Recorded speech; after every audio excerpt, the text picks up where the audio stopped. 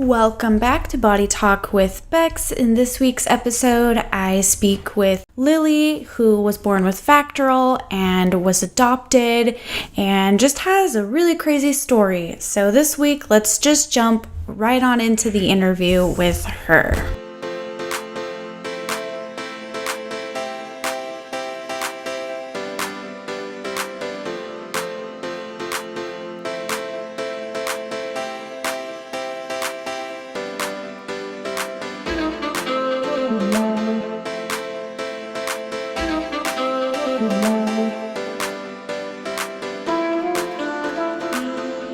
Hi. Hi. Nice to meet you. Yeah, nice to meet you too. Yeah, thanks for reaching out on social media. Yeah, of course. I listened to pretty much everything on your podcast and I was like, oh, this is a great platform, and I've loved your podcast. Thank you. Yeah, it felt really scary, like getting started and putting myself out there, but I've gotten to meet some fantastic people. So Yeah. So do you want to just take us through what you've been going through? I mean, it sounds like you said Vacterl. Do you want to go letter by letter, or? I don't know what would be the best, because I have a little bit of an unusual situation. So I guess I'll just start from the beginning then. Yeah. So I was born in China, and then I lived in China for the first 5 years of my life.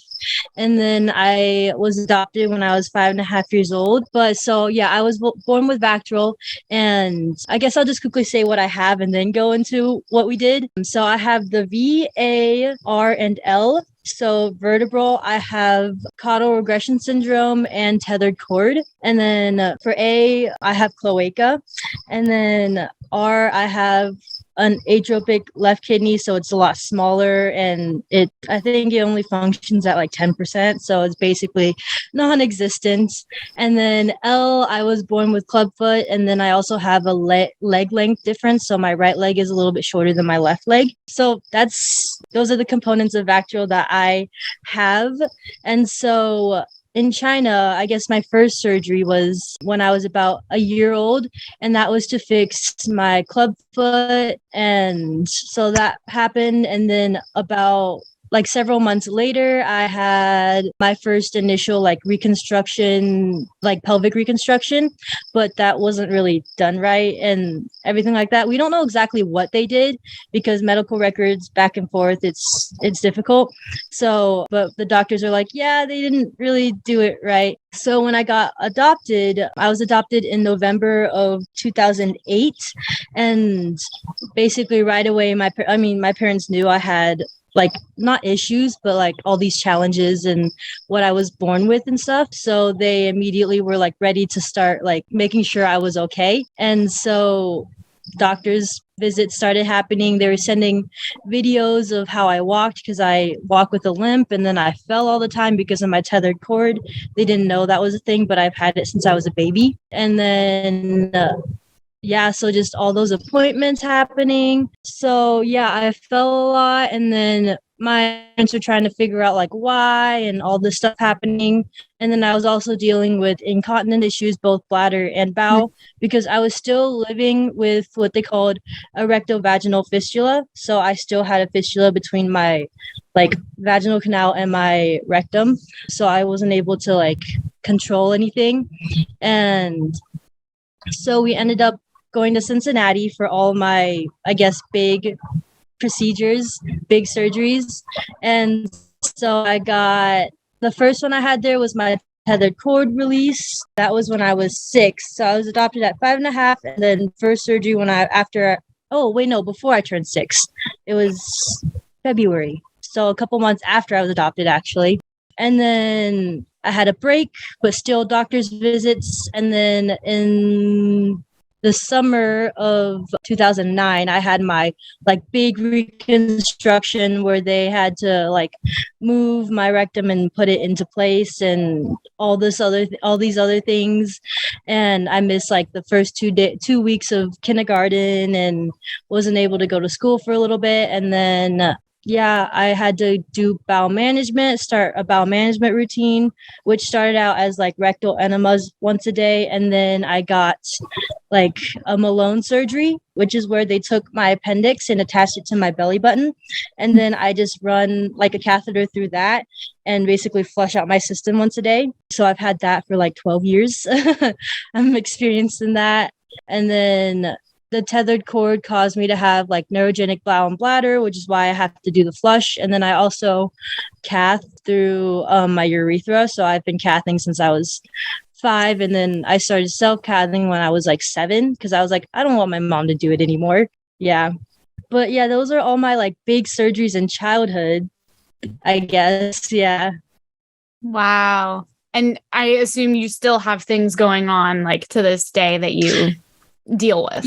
So I get yearly checkups like kidney ultrasound, and then I sometimes get blood work. It kind of depends on when the doctor's like, oh, maybe we should do it. So like every other year or whatever.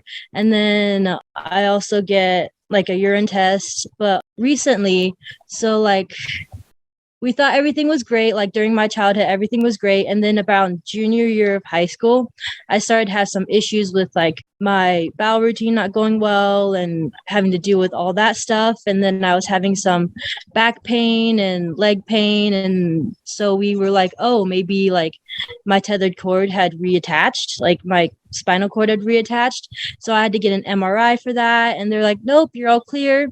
And so, well, because of all those issues, I was only seeing one doctor, one urologist who dealt with both the bowel and bladder side of things. And so, but he was all the way, so I live up in Washington. So he was all the way in South Carolina at the time. And then that was during COVID. So I wasn't able to go see him. And so wrote me a referral to like Seattle Children's to get all that done. And I got the MRI and it came back clear. But because of all the other issues I was having, I ended up meeting with their pelvic reconstructive medicine clinic team. And so I went from like one doctor to like 6 doctors, which is actually really good because I needed all those doctors to help like do everything and make sure I was okay in all of my aspects. So I was meeting with them, and because they're new doctors, they wanted to like run a couple tests and make sure see how my body functions and see like the anatomy of everything because I'm new and complicated. And so I had an exam under anesthesia done July of like after my junior year. So that July I had an exam under anesthesia where the gynecologist had to, because I had a vaginal reconstruction, like a vaginoplasty back when I was 6, but we didn't do anything afterwards. Usually after a vaginoplasty, you have to go in and dilate, but I was way too young for that. Yeah. So she was like, yeah, way too young. No. And so she went in and I had some stenosis at the surface level. So she cut and opened it up because I was interested in starting vaginal dilations to make it so that I can eventually have sex. But so she did the exam, and then the general surgeon who specializes in colorectal, she was also in the exam room and she wanted to do like a nerve simulator to see how my sacral nerve moved and everything like that. And it turns out while she was doing exam, it turns out my rectum was not where it was supposed to be still. Oh my gosh. So yeah, it was outside of the like sphincter muscle complex. And so from then on, we started doing more tests. So another MRI. And then I had what was called a anal rectal manometry, where they test like the muscles down there and stuff like that to like get a better sense of like the anatomy of my body. So she would know if I did choose to do surgery, like how everything worked and how well everything worked. And then just a lot of appointments because I like live several hours away. I live like 4 hours away from Seattle Children's. We did a lot of telehealth appointments and stuff like that, just like talking and her explaining everything. And so just a lot of back and forth communication. And then I did end up opting to go for surgery because there was a chance that it could help everything function better. And so I got that surgery done in November, like the week before Thanksgiving, because I got discharged Thanksgiving Day. And so that was a whole big process, and it was crazy because it's my senior year of high school. I wasn't expecting this, but it turned out well. I was in the hospital for like 7 days. So I was there the day before to do prep, and then the day of surgery. So I was on a clear liquid diet, sugar-free diet for like 6 days the day before. And then the day of surgery, I wasn't even allowed to eat anything, even after surgery, drink anything, even after surgery. And then for the next 5 days after that, I was on clear liquid, sugar-free diets. No one was allowed to eat in front of me.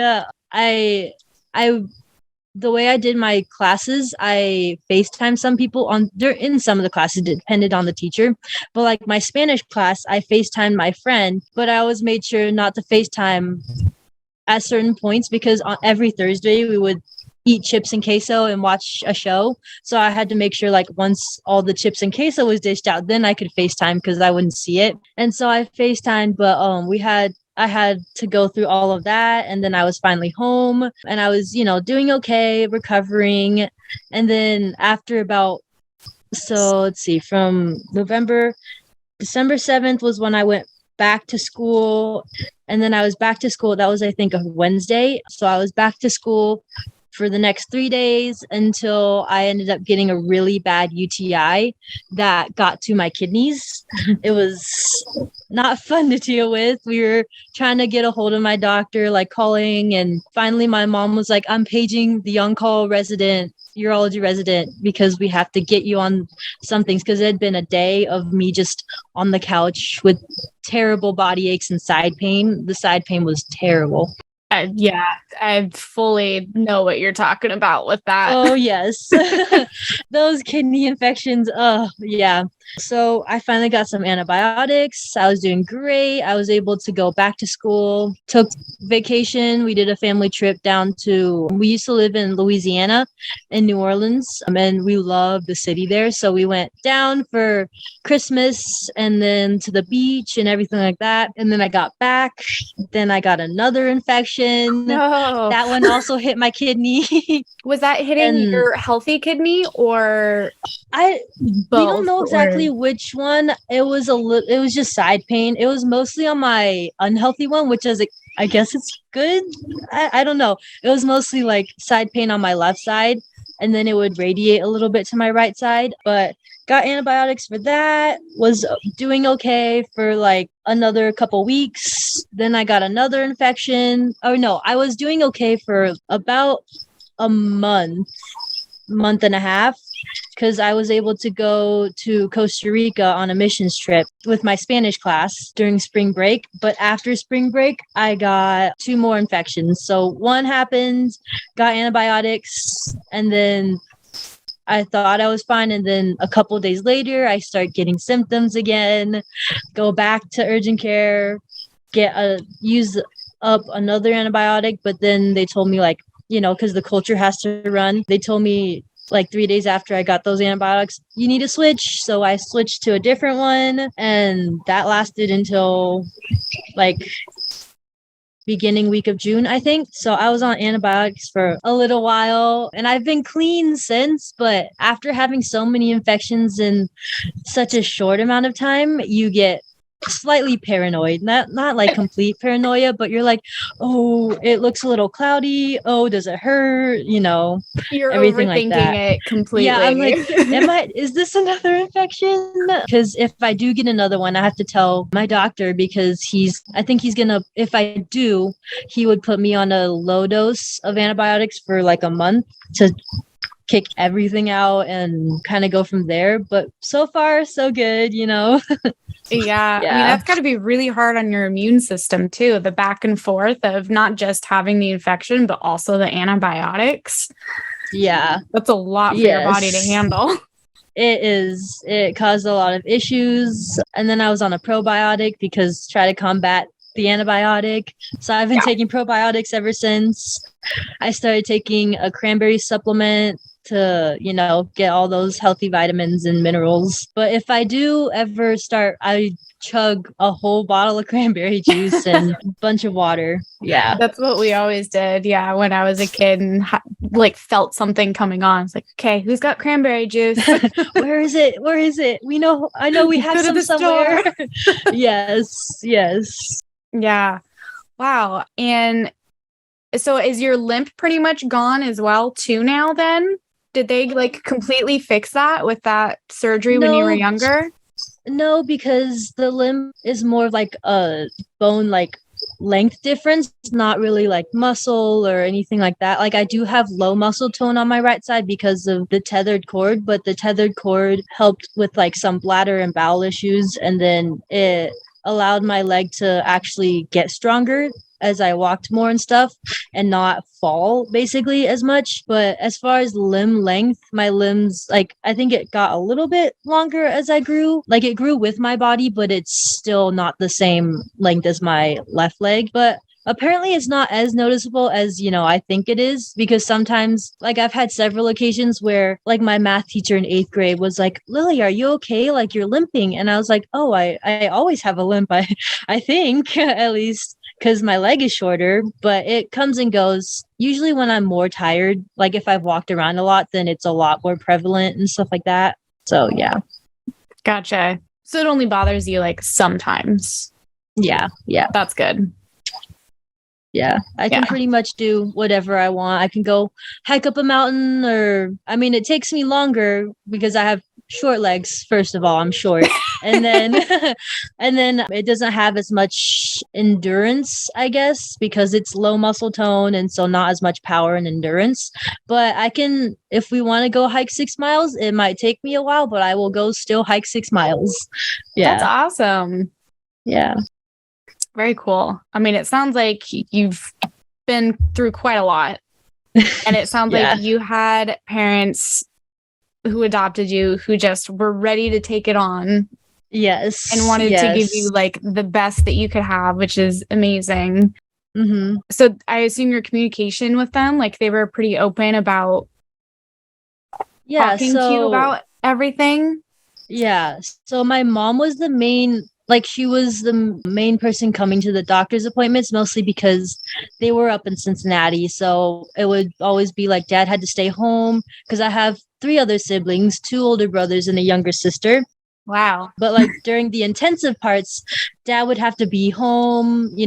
He was in the military, so he had to work and then take care of my brothers. And while mom and I went up to Cincinnati, and then so she's basically been the main like person who knows everything.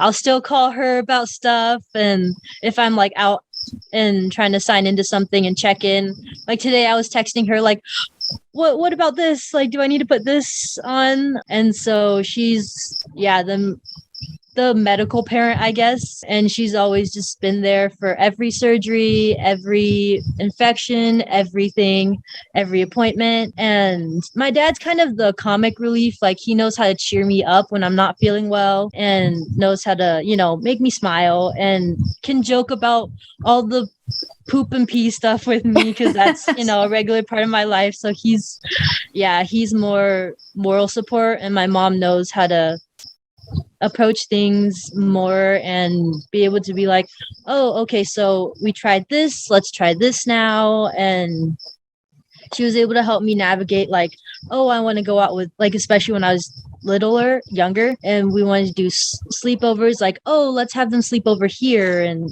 stuff like that. I swear moms are like superheroes with how much they do for us. Yes, such superheroes. Yeah, my mom was always the medical parent as well. And dad was the fun, like, let's go get ice cream. Exactly. Yeah. So I guess you went to just regular school most of the time then. It sounded like only just in high school that you had to, video chat in. Yeah, so I missed the first 2 weeks of first 2 weeks of kindergarten. So I was only in public school from kindergarten to second grade. And then we moved, and my mom didn't like the school system. So we homeschooled. She homeschooled all four of us. Oh my And gosh. yes, What a she homeschooled all. Yeah, exactly. She homeschooled all four of us until when did my brother go to school? I think my brother first went to because now we all go to a private school. We all went through private school, and so my oldest brother, who's now 21, when he started going to the school his freshman year, then my other brother, who's the same age as me, he went his 7th grade year. I went in my 8th grade year, and then my younger sister went in her 6th grade year, I believe. So we homeschooled for a really long time, and then kind of like transition, because the private school also has like a homeschool once a week co-op sort of thing. So we were able to like transition from just mom to then, oh, we're gonna do co-op, and then we went through co-op and then went to, I guess, normal school. That's a really cool. I don't think I've heard of that. Yeah, it was a really great program. Yeah. Yeah, we always just did, like, if I was in school, I was in school. And then, like, when I homeschooled, it was just homeschooling. We never had that, like, transition. I think that would have been really helpful, though. Yeah, it was really helpful because when you do that co-op, as far as the way our school does it, you can do all the sports that the school provides. So like you can do track, you can do golf, or do the play and go to the school dances and do all of those things, but you didn't have to like go to school to do it. So I thought it was really great. Yeah. Yeah, that is really cool. Did you wind up doing any of those extracurriculars? So in 6th and 7th grade, when I was still homeschooling, I did volleyball, and then I went to school and I did volleyball 8th grade. Freshman year, I also did the play in 8th grade. So it's the high school play, but they allow some middle schoolers, just because our school's so small, we need people to fill like background characters and stuff like that. So I did the play, and then freshman year, I think I did the play, and then I also did Knowledge Bowl, which is like a competition about who can answer the most not school trivia, just like trivia in general. And then I did that freshman and sophomore year. And then sophomore year, I did track, but that was also the year COVID hit. So I had 2 weeks of track. and then junior year I also did track. I got more of a track season that year, but it was still not a full season, and everything was still all wonky and the schedules are all weird. And then this year I didn't do a whole ton because surgery. I planned on doing the play, but then after I was back at school and after surgery had taken its toll, I was like, oh, I don't think I have enough time commitment for the actual play itself. So my friend and I we did the crew. So we were backstage helping people change and doing makeup and doing props and going out on stage and doing different prop things on stage. So it was still a lot of fun. And then I thought about track because I was mostly recovered, but then it's a good thing I didn't end up doing track because I had to go back in February for another exam where she actually had to cut me open a little bit more because it healed and it closed off a little too much. So she had to cut me open a little bit more. So I had to recover from that too. So yeah, but I did whatever I wanted, like whatever interested me. And my parents always were like, go for it. Like, go do whatever you want to do. And yeah. That's great. Yeah. Did you find during COVID, when you were doing like schooling from home and stuff, was that easier for all of your health things that were going on? I guess I I didn't really think about that, but yeah, it was easier because, if I had to use the bathroom, just turn my screen off and go run to the bathroom. And yeah, it was easier. Not really socially because I'm a very extroverted social person. So it wasn't the best, but then I also have 3 siblings I can talk to. So yeah. Yeah. Did you find that like it affected your energy levels a lot too? Yeah, I was definitely, because I am extroverted and I get energy from other people, I was a little bit more down and just not as like, oh, let's go do something. No, not as much, But my parents had like the system of things that motivated us because they could tell we were all down.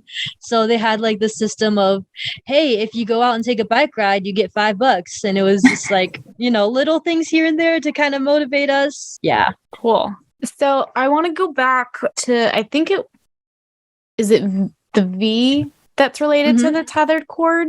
Yes. Can you just explain what that is? I keep meaning to ask and then I get distracted. No, yeah. So tethered cord is so your spinal cord is, within the column and everything, and it flows freely. But when someone has a tethered cord, it like just gets stuck onto, I don't know, it's different for different people. It's either like stuck to like one of the bones or stuck to just like tissue, and mine was just stuck to tissue, so they had to go in and cut it off the tissue and stuff like that. So that's basically what a tethered spinal cord is, and there are chances of it retethering, although I think my chances are really low. Like after the MRI, the neurosurgeon was like, yeah, so it's not tethered cord. Your chances of it, because of how your spine looks and everything, are actually really low of it tethering, which is really nice to hear. Because that's not a surgery you really want to go through. Because you have to, like, you get cut open and then you have to be on your back for a certain amount of time before you're allowed to actually like elevate and all this other things. Yeah. Yeah, I bet. Does that like affect the nerves through the spine? Yes. So it caused me to be very incontinent, both urinary incontinence and fecal incontinence. I would have a lot of pee accidents, especially before, a lot of pee accidents and poop accidents, and I couldn't hold it. It wouldn't, like, my bladder or the nerves and stuff weren't working properly back and forth, so I couldn't feel I needed to go until I was basically peeing myself. And that's the same with pooping. And then afterwards I was able to regain a little more control, and just throughout the years of just me living with it, my body's kind of learned how to reconnect some wires, so I know when I have to go, and so that's nice. Yeah, that's really good. Yeah, that your body's kind of correcting it on its own. Yeah. And I mean, that's all like on top of, you already had, something for A. So this was something new coming from V. Yes, exactly. It just made A little bit worse. Yeah. Yeah, exactly. Wow.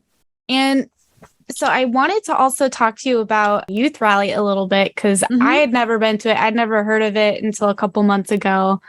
And you mentioned you grew up going to it. So yeah, so I went in, my first year was 2016, the summer after 8th grade year. And, my mom had heard about it before, but she was really hesitant to send me because it's like, oh, like, what's going to happen? I'm not there to help her if she has any sort of medical issues. And, it's just the mom thing. Like, you're not sure how your kid's never been able to go to an overnight camp, so you never know how it's going to go, But yeah, I went and it was the best experience ever. And I just kept wanting to go back. And unfortunately, it is online now, but I just got an email that hinted towards it being in person next year. So I can't wait for that. That's awesome. So for someone who doesn't know what Youth Rally is, what would you describe it to be? So it is basically summer camp for kids who can't go to summer camp because they deal with bowel and bladder issues. So it's located in 3 different places depending on the year. So the first year I went, it was in Seattle, and it's hosted on college campuses. So you sleep. So when it's in Seattle, we stay in UW dorms, so University of Washington dorms.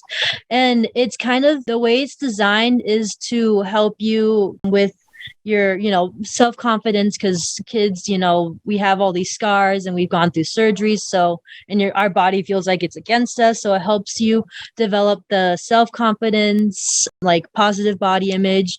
And then it also is scheduled in a way where no one's helping you, or there's people helping you if you need the help, but no one's telling you when you need to cath and when you need to do your flushes or bowel regimen or whatever, because it's trying to push you towards that independence. Now, if you need help doing something, they will, they have nurses on staff, and then all of the counselors and training and counselors actually have they have to have some sort of like bowel or bladder issue going on. So all of them, like there's a lot of Crohn's people and people with ostomies and just a lot of people, several Vacterl people. And so all the counselors know how to deal with an issue because they've gone through that issue, which is really nice. But there's a set schedule and you see the schedule at breakfast, and then that's how you kind of like plan out your day of when you're going to do your things that you need to do, because there's times where it's a normal camp day. They don't try to make sure that there's like, oh, 2 hours of free time every single day for you to do your thing. Nope. So like the first day is, everyone checks in, you kind of just hang around, and then there's an ice cream social at the end of the day.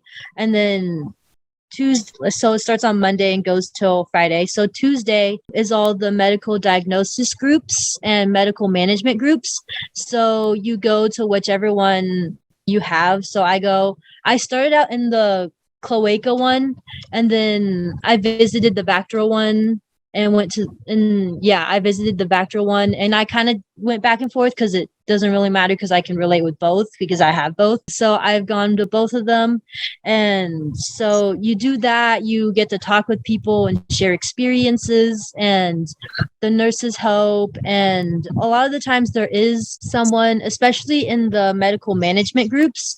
So management can mean anything from ostomy to cathing, like self-cathing or Mitrofanoff cathing, or rectal enemas or enemas through a Malone. And so it's the entire skill of whatever anyone needs to do. And so they do have some people from like Seattle Children's. I remember a couple people came and spoke in those groups. So when I look back on the pictures, because I was missing Rally, and pictures are great. And so I went back in the pictures, and it was the male cathing group. And I realized, oh, that's my urologist. He's talking with all the guys about cathing and stuff like that. And then I remember the first year I was at Rally, I was in the Malone group, and this nurse practitioner from Seattle Children's came and spoke about the Malone and different things and different ways to help it go well. And then turns out she's on my care team when I switched my care over. And when I met her, when I had that initial appointment with her, she's like, you seem familiar. Like, do I know you from anywhere? And then we ended up somehow getting onto the topic of Rally. And I was like, that's how, like that. And then we just made that instant connection of like, oh, like, we've met each other before and stuff like that. So Tuesdays is the medical groups. And then there's usually some other, and then I think it's also, there's like a talent show on Tuesdays. And then Wednesdays, you go to like the sports and fitness center at whichever college it is, so the rec center, and you basically you choose before when you're registering for camp, you choose different things that they have listed, so like rock climbing or the biking class or Pilates or Zumba or whatever. So you choose whichever, and that's to kind of get kids to be like, you can use your body and you can do all these things and be able to rock climb and be able to play tennis and be able to play basketball in a wheelchair, all these things to show kids that they can do whatever they're interested in doing. So that's always a great day. It usually takes up most of the day because you have to walk there and then walk back. It's just a great camp for kids who, like I said, have never been to summer camp before. Their website is youthrally.com or .org. And it's just a great place for kids to be able to not only go to summer camp, but also meet people who deal with the same issues and know what they're going through, and be able to like talk with peers and talk with adults who are like, you can see they're living a completely full life. Really great for kids to like learn all of these skills and like build the confidence and like learn that they can still live life basically. Yeah. And then Thursdays is like a field trip day. So the first year I was there, we went to a lake and spent the entire day at the lake, paddleboarding, whatever, like just spending the day at the lake. Fun. And then the next time when I was in Seattle again, we went to, what was it? An amusement park just outside the city. That was like a water amusement park combo thing. Yeah, I don't remember the name, but I don't remember the name either, but I know what you're talking about. yes. So we went there and, you can ride the roller coasters and be able to play at the water park and walk back and forth. As long as the counselor was in sight, you could do whatever you wanted to do. So those are really great days to be able to. It also teaches you how to pack because, us medical kids always have a backpack on them wherever they go out of the house. I think that all my friends think I'm like the mom of the group because I always have a backpack. I have hand sanitizer. I have baby wipes and, everything you need. So yeah, all of us medical kids. So it teaches you how to like pack for the day and they tell you what you're going to do. And so you pack for, I need this many catheters today and to use and just be able to do all of that. But then also have complete independence, because once you check into because we've done a couple amusement parks, like Boulder, you go to an amusement park, and also in San Diego, I think it has one roller coaster in San Diego, but you get to be out in the world, but you're not regulated, you're not told what to do. You just there's a counselor there. Do you want to go do this? Do you want to ride this ride? Do whatever you want with your buddies and just be able to experience life and be like, oh, you can ride a roller coaster. Like you never thought you could, but you can. And so Thursdays are great days to just get out into the world and you're still in the rally bubble, but you have a lot more independence and stuff like that. And then Fridays, so like I said, it's the free time day. You get to go off-site, off campus, or stay on campus and whatever. And there's always the dance. There's like a dance at the end of the week where it's like, casual homecoming basically. And everyone goes, and it's also the graduation ceremony for all the people who are too old to be at rally, but they we call it it's called graduation because you really do graduate. You learn all these skills and you learn something new each time you go to rally, and then you graduate because you're ready to face the world and be able to be a young adult living with these challenges, but be able to be independent and you're ready now. Rally's helped you prepare and everything like that. So it's just I couldn't say enough good things about this camp. I love this camp. Yeah. I'm getting goosebumps listening to what it's like. I think that's amazing that there's even something out there like that for people like us. Yeah. Yeah. And that's where I met. Yeah. Oh, sorry. Oh, sorry. I was just going to say, didn't you mention you were going back as a counselor?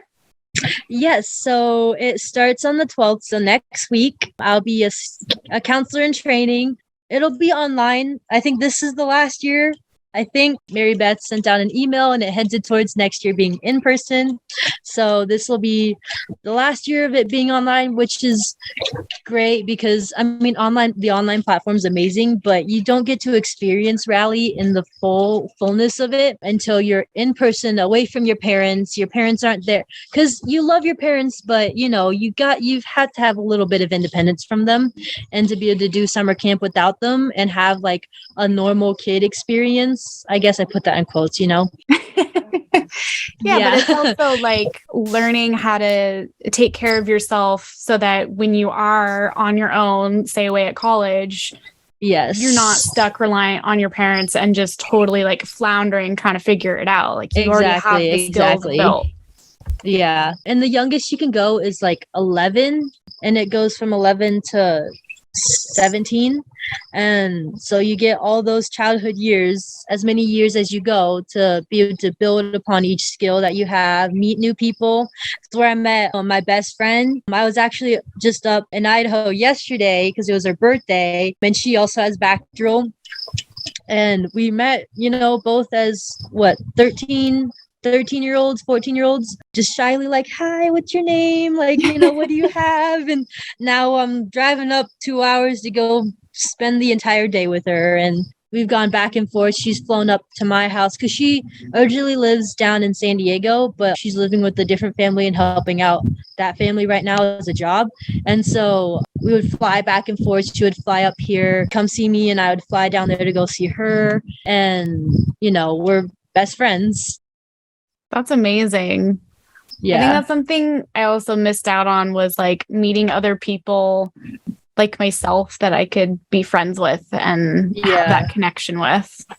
Yeah, it was really great. Just because you can talk to doctors and ask them questions, but it's really different when it's someone else who's been through that and someone else who's your age. And then you can talk back and forth if you are going through, like if I do go through issues and stuff like that, especially when we were long distance, we would always FaceTime at least like once a week and just be able to catch up. Like, how did your week go? Like, if not more than once a week. Especially during COVID, we always FaceTime back and forth.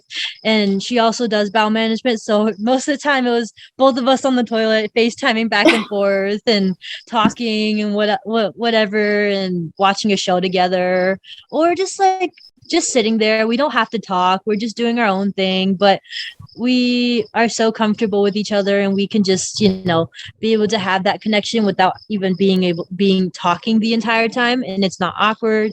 And she and I just find like great companionship and being able to relate to each other. Yeah. There's just a completely different level of like understanding and like comfortability around people like that. Yeah. Yeah. Yeah. Well, that's awesome. I'm definitely going to be linking you, Thrally, in the show notes for this. Yes. So anyone listening who has a kid around that age, 11 to 17, look into it. I definitely wish I had known about it. Yeah. No, it's amazing. Yeah. So what are things that you do on a daily basis then? Like different medications and preventive care and things like that you kind of deal with?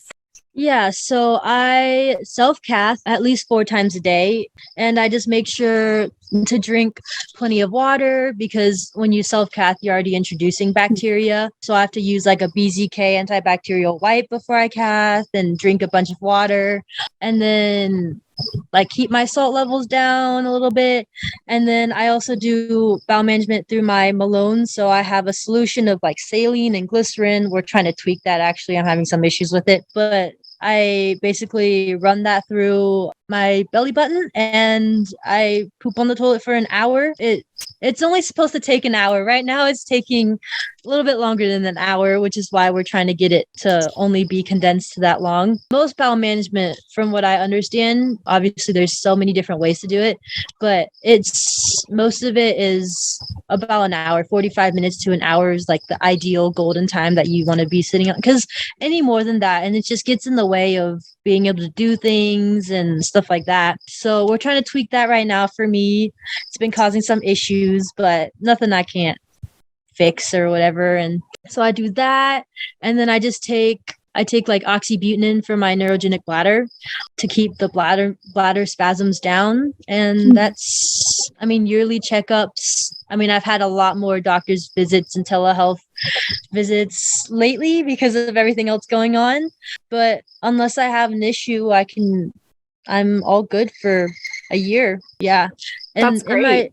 When I was younger, though, when I was with just the one urologist, I would go every year for like a urodynamics test to make sure my bladder pressures were good, to make sure I didn't have any reflux. And then I always get blood work.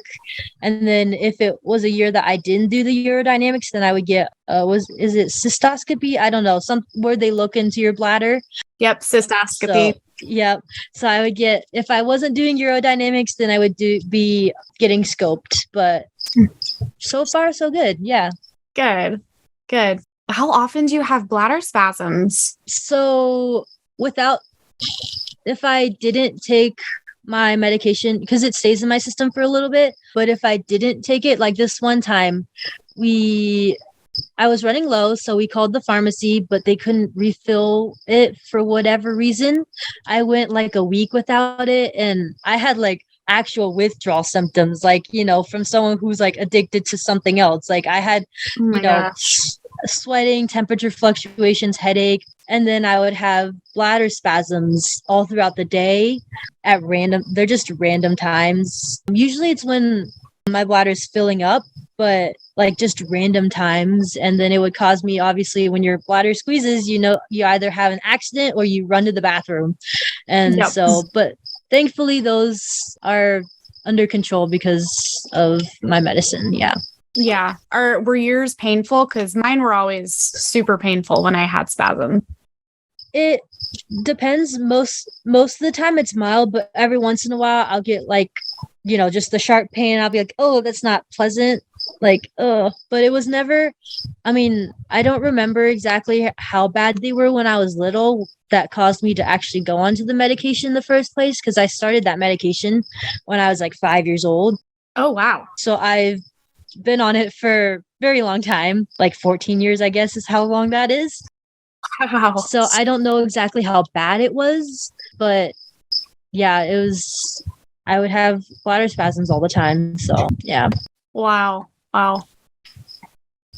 That's not fun. I mean, thank goodness for medicine and being able to prevent it, but yes, that's crazy. Yeah. So what's next on your plans? What are you moving on to? I'm moving on. Well, right now I'm enjoying my summer before I start college. So I get rally next week, and then I go to Glacier the week after that because my brother's up in Montana for a summer camp right now, and he has the weekend off. So we're going to go do Glacier.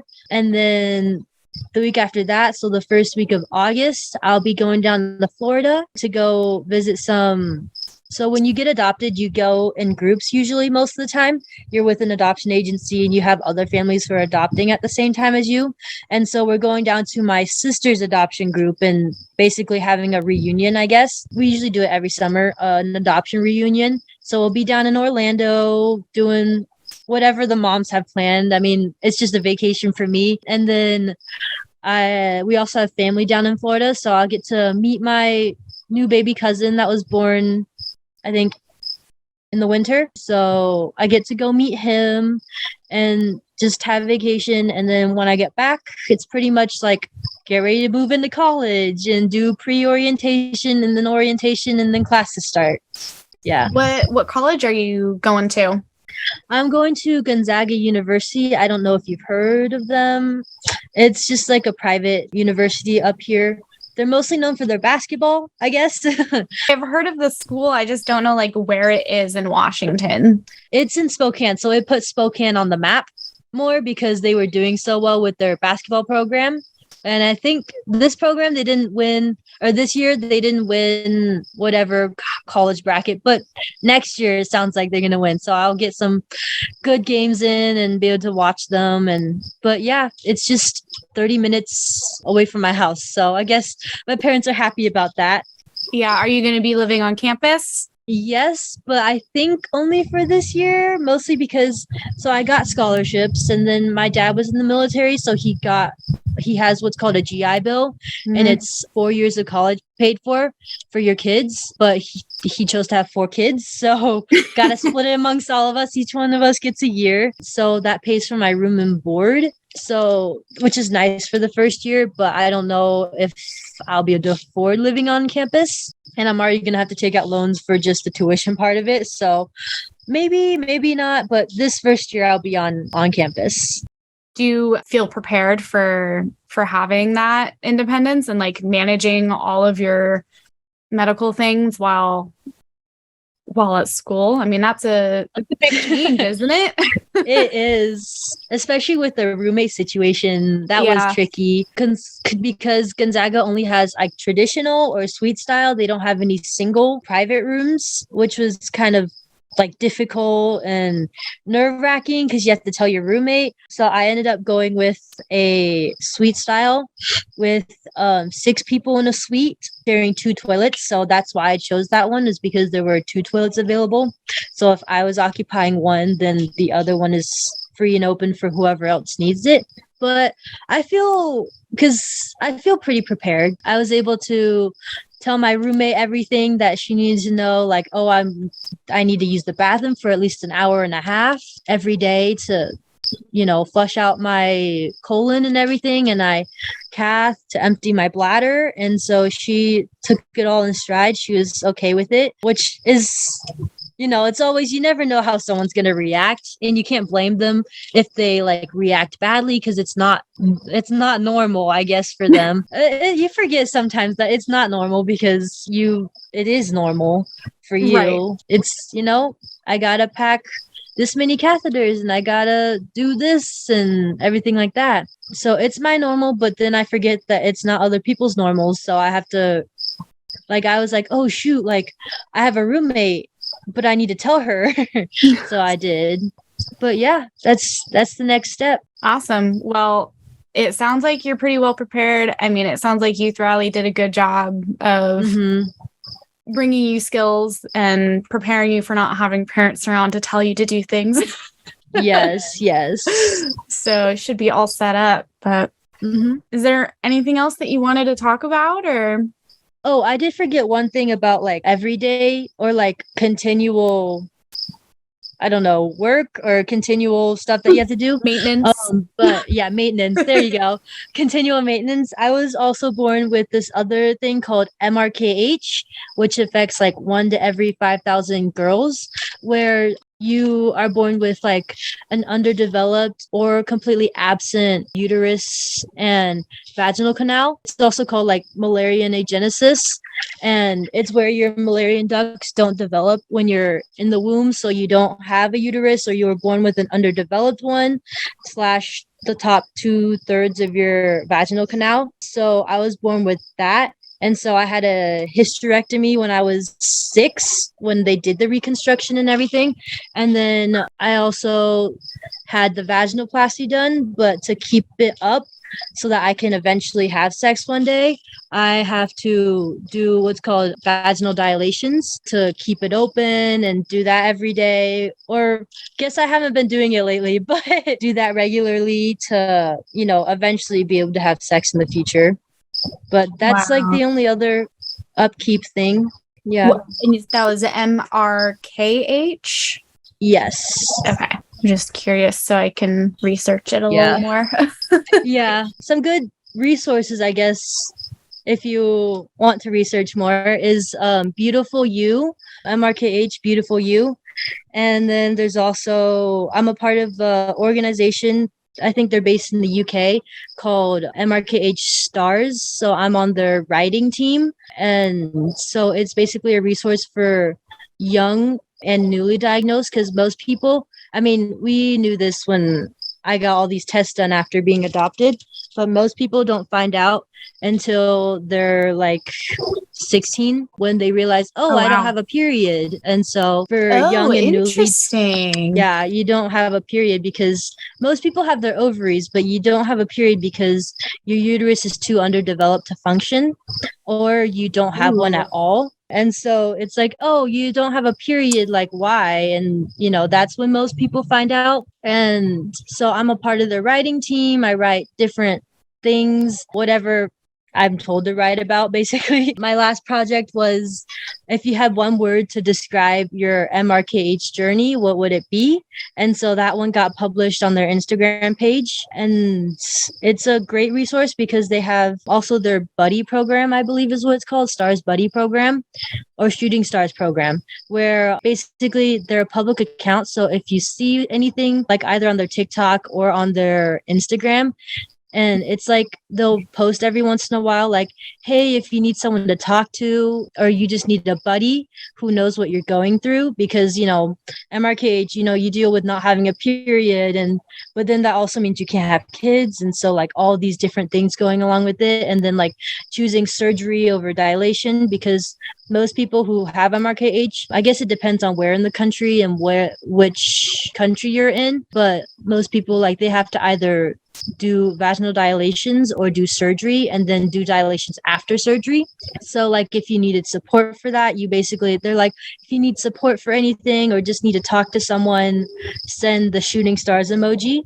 And then they know that, you're looking to, be able to talk to someone, you're feeling down, you are struggling. And so then they match you up with someone who's around your same age, or maybe a little bit older, because I guess it's, I don't know, like just a back and forth communication thing where you get paired with someone and that person will like help you talk. And if you just need to rant to someone, they're your buddy. So they're there to help you go through whichever struggles you're facing. And I think that's a really great program. And so, yeah, it's just a great resource for young and newly diagnosed people.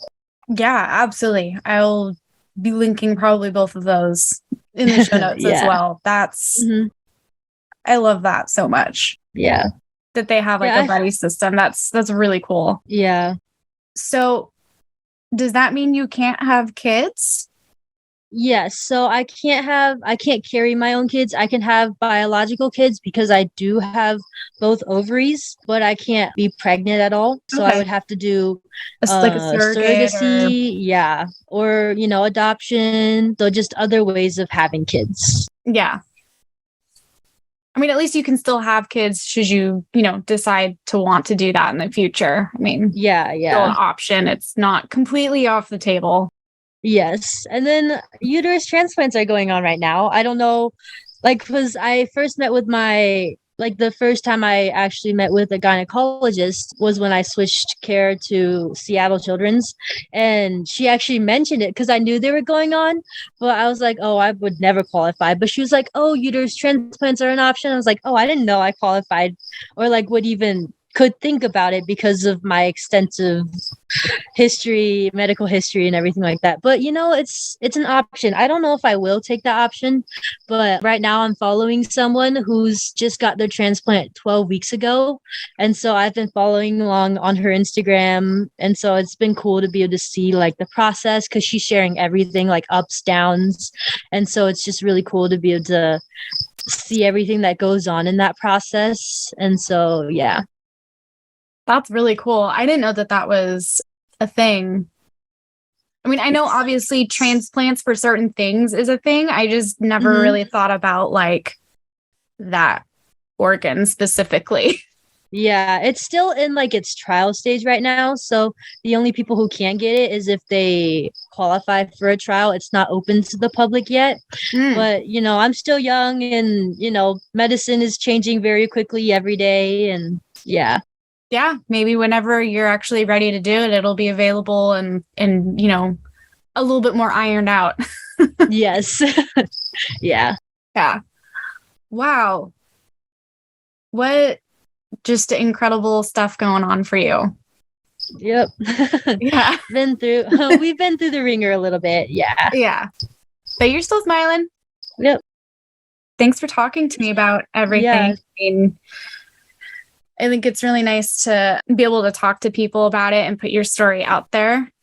Just because I feel like it's things that people don't talk about normally. Exactly. I know. Yeah. When I I created my medical account on Instagram, I guess. And at first I was like, oh, shoot, what are people going to think? It's still private right now just because, you never know, because it's a lot of people I know. So I want to be the person telling people, not anyone else telling people.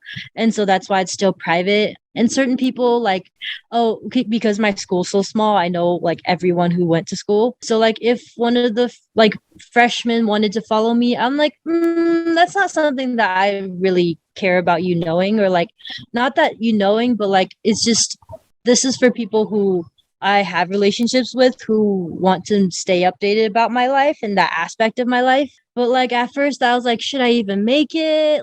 Oh, it's, all this. And then I was still hesitant about is this podcast really something I want to do? Yeah, because it's talking about not so. Yeah, it is. It is. This is the first time I've gone publicly, I guess, because it's oh, you're talking about poop and pee and your vagina and stuff like that. And so it's just you never know how people are going to react. But then what if it reaches someone out there who can relate and who's struggling and just needs to be able to hear this from someone, that it does get better, and that you don't have to let this hold you back from doing whatever it is you want to do. I'm studying to become a nurse and I'm minoring in Spanish and I'm going to study abroad, or hopefully, I don't know. We'll see how that goes. But, you're able to travel, you're able to go have fun at an amusement park, you're able to live your life without anything. I mean, there'll be little bumps and bruises here and there of oh, this doesn't go right. Oh, I'm in the middle of a bump and bruise right now because I'm trying to get my bowel routine down and to not have to sit on there for 2 hours and to not have accidents and stuff.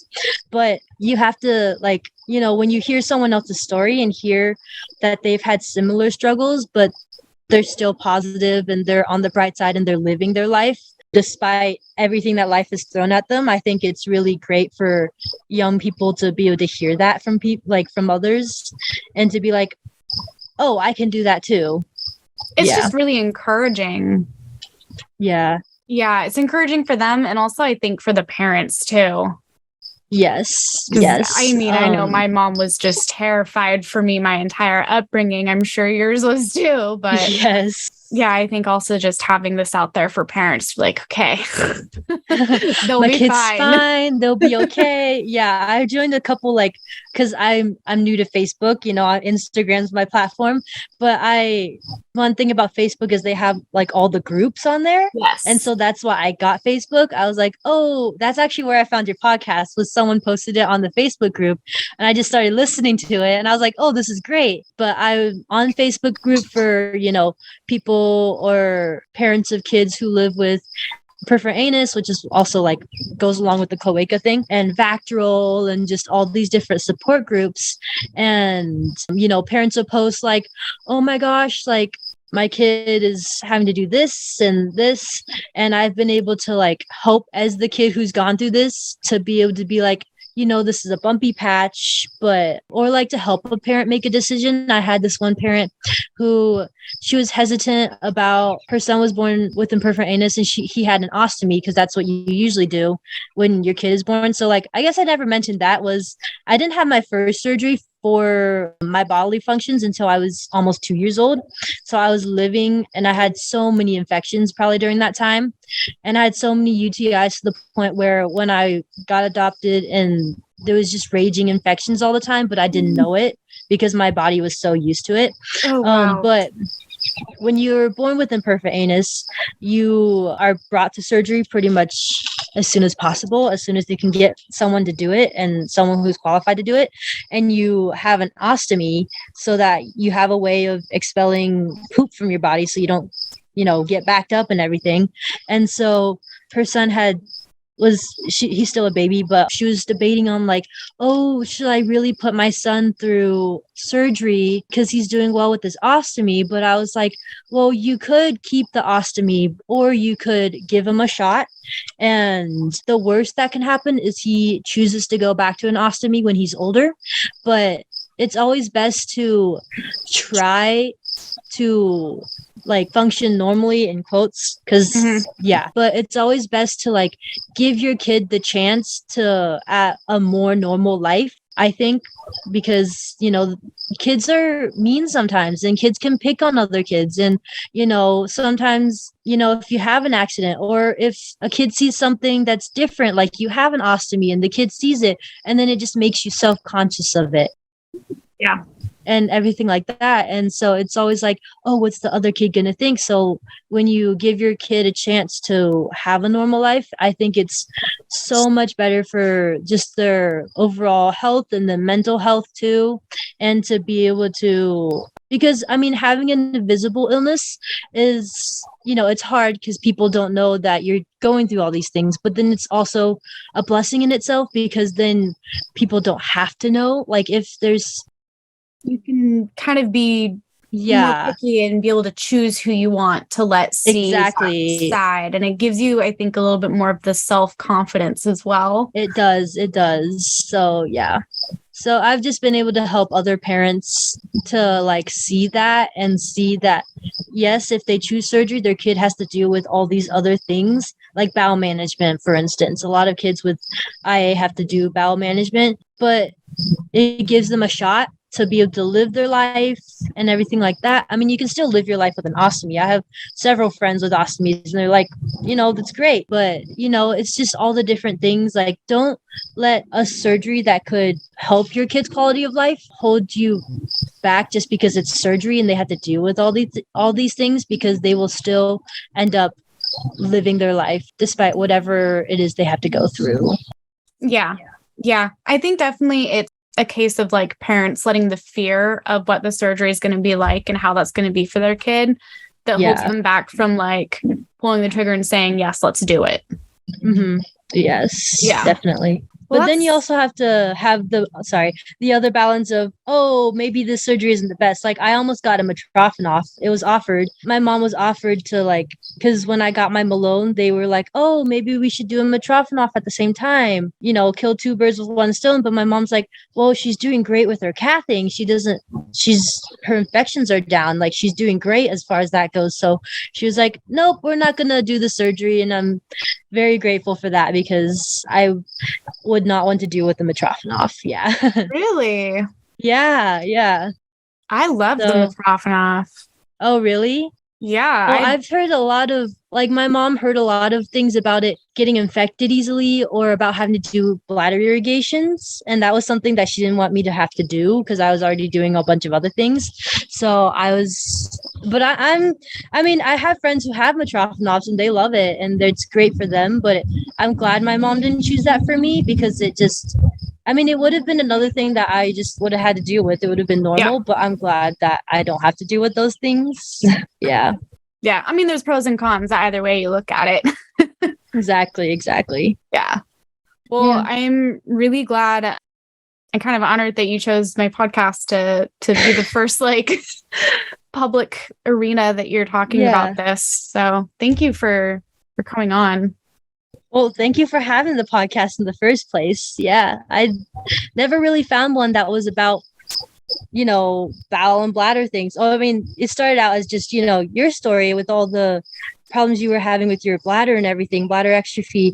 And then it just grew to be more like, you know, all these challenges that everyone has to deal with, whether that's you're born with it or you got it later in life, like chronic illnesses and stuff like that. So I just love the platform. Yeah. Yeah. I mean, just because we've got different things going on doesn't mean we can't relate. You know, we've both still been medical children, basically. Yes. That's a shared experience all in itself.